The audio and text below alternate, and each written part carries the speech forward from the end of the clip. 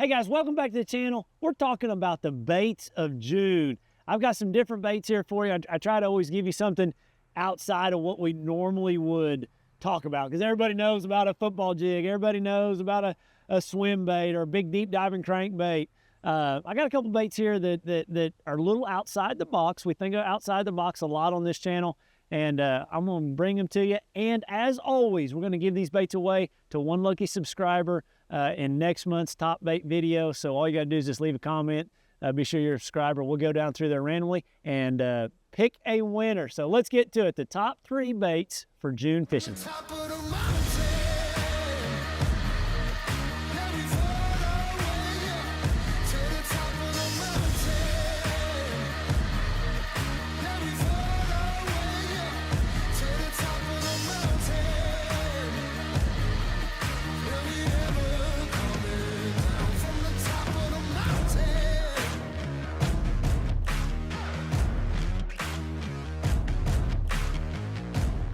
Okay, so the first bait here, it's a new bait, and it's a bait that we've all caught a lot of fish, the whole Berkeley Pro staff, and that's a coal shad, and it comes normally with a treble hook and a harness system, but this is the new unrigged coal shad.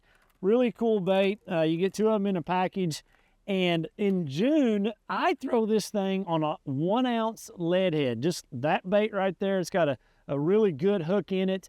You know, this waffle cone type deal they've got in the tail of this thing, you can reel it really, really slow. You can just see how limber that thing is. That just tells you how slow that bait can be reeled, and it's still going to have action. So this bait right here is one that I am throwing out there on that structure, whether it's, you know, 10 feet, 15 feet, 20, 25 feet. Some of those lakes we get into, they get out in that 28, 30 feet of water. I let it go all the way down to the bottom. And one thing about the deeper it is, I will go down in line size. It just helps get the bait down. It helps keep the bait down. If you think about it, you know, on a 10-foot ledge, an 8-foot ledge, you know, you can get away with 20-pound tests because the angle's like this. I mean, it's like this, but, you know, we can only cast so far every time. And so as it gets deeper, that angle changes. So now if I'm fishing 25, 28, 30 feet of water, I have that angle.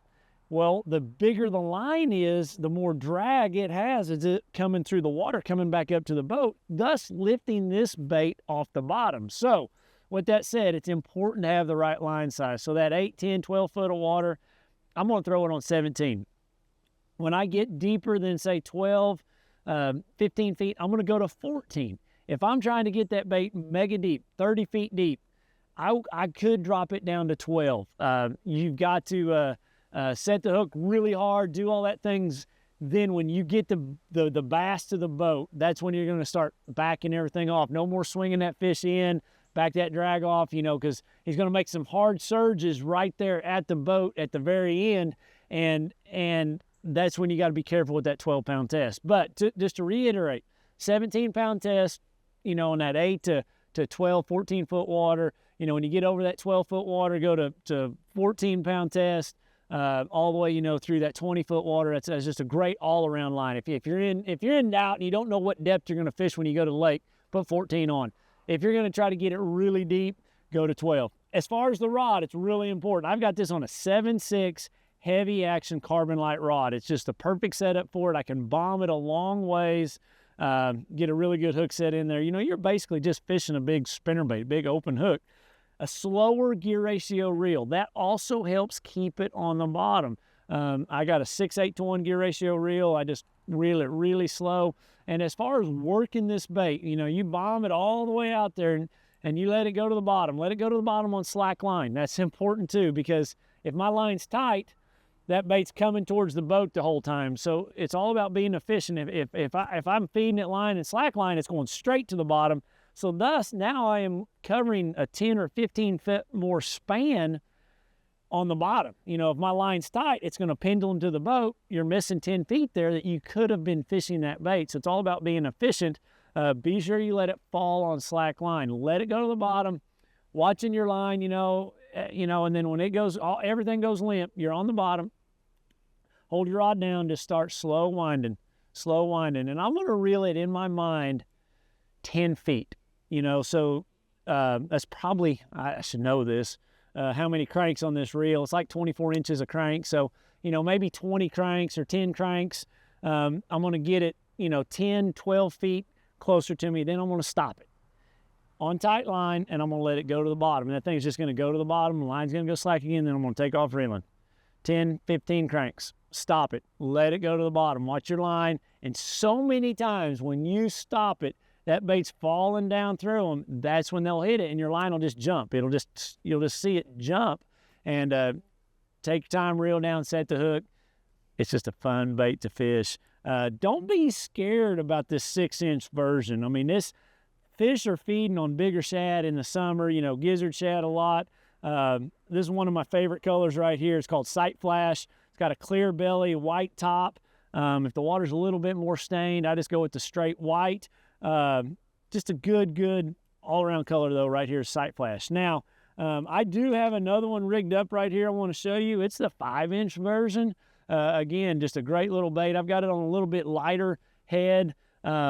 This bait here, when would I go to a smaller bait? If they're just hitting this one, not getting it. If it's a lot clearer water, I'm going to go to a smaller bait. I still may put this on a 3/4 ounce head. This one here, the color's Hitch. It's a little bit better for clearer water. It's kind of more of you know, just more of a transparent bait as you can see through it. But it's probably one of my other really favorite colors. But the 5-inch version, don't overlook it. I always start with the 6, but you know, if water's really clear, they're not committing to it, I will drop down to that 5-inch version. Good little bait right there.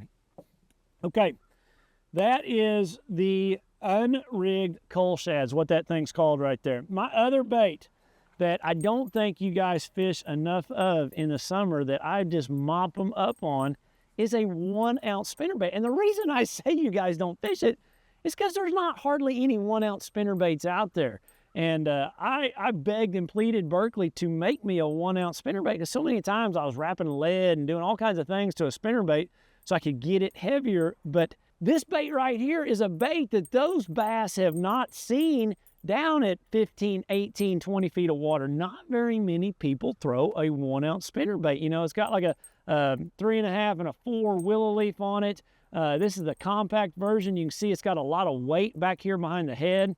I take a little power swimmer, like a 3-3, and I bite a little of it off just to add a little body to it. I want that tail kicking. That is an awesome deep water bait. Again, I let it go to the bottom and I start winding it. And this one I can wind it a little faster and kill it. Wind it a little faster and kill it. You know, and then there's times I just slow roll it the whole way back. But that is a killer bait out deep, and it's one that those bass have not seen.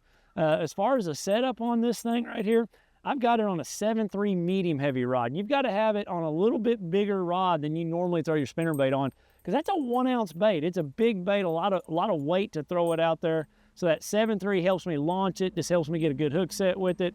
Again, a 6:8-to-1 gear ratio reel, 17-pound test.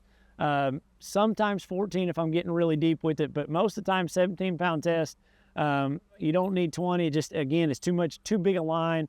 Doesn't help keep the bait down. Really good bait out deep.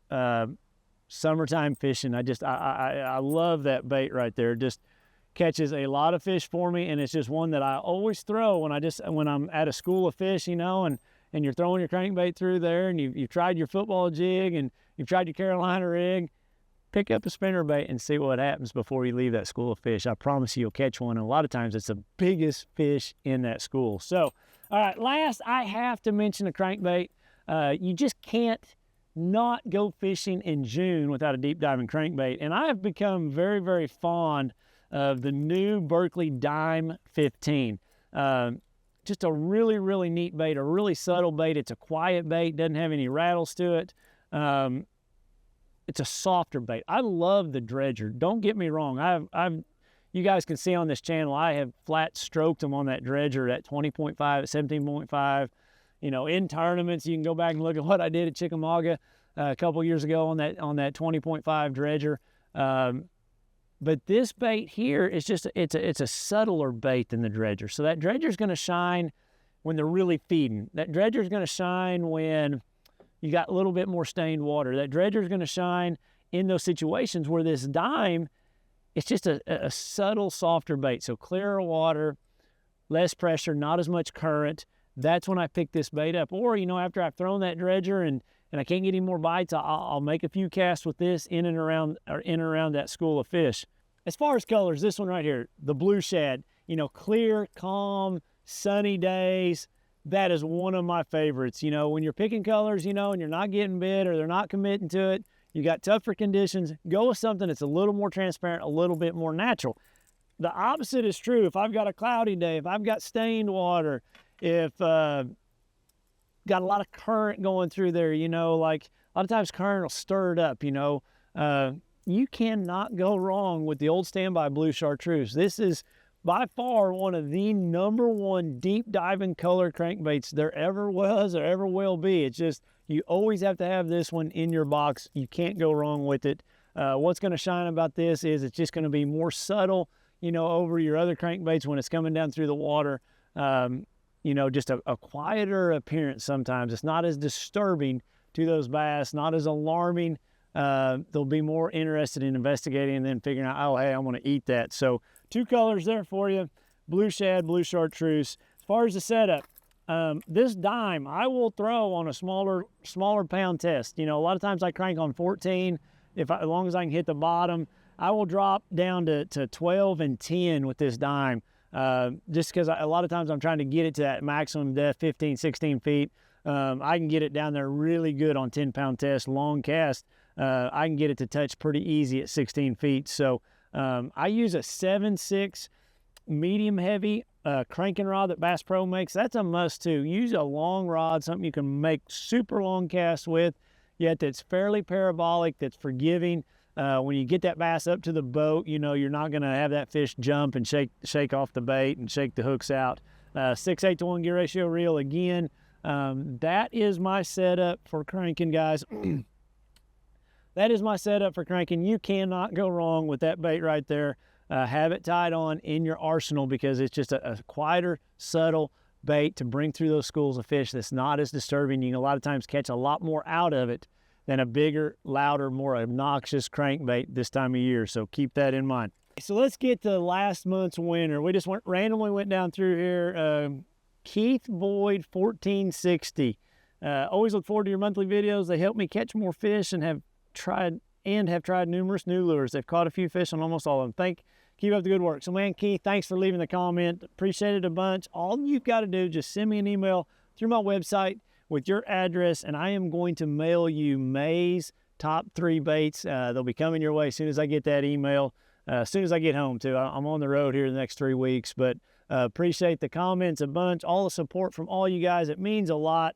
Make sure you hit those the like buttons, that subscribe button, man. It's just great motivation to keep me doing this. I love reading all that stuff, but it helps me a bunch when you guys are subscribers. Hit those like buttons. So with all that said, I wish you the best. June's a great time of the year to go. There's a lot of other baits. You know, you can go back and look at some of my other June videos that I've done in the past. There's some other baits that I mentioned in those that I don't want you to overlook. So keep that in mind. But man, I wish you the best. Hope you catch a giant this month. Share a picture with me over on my social media. Good fishing, guys.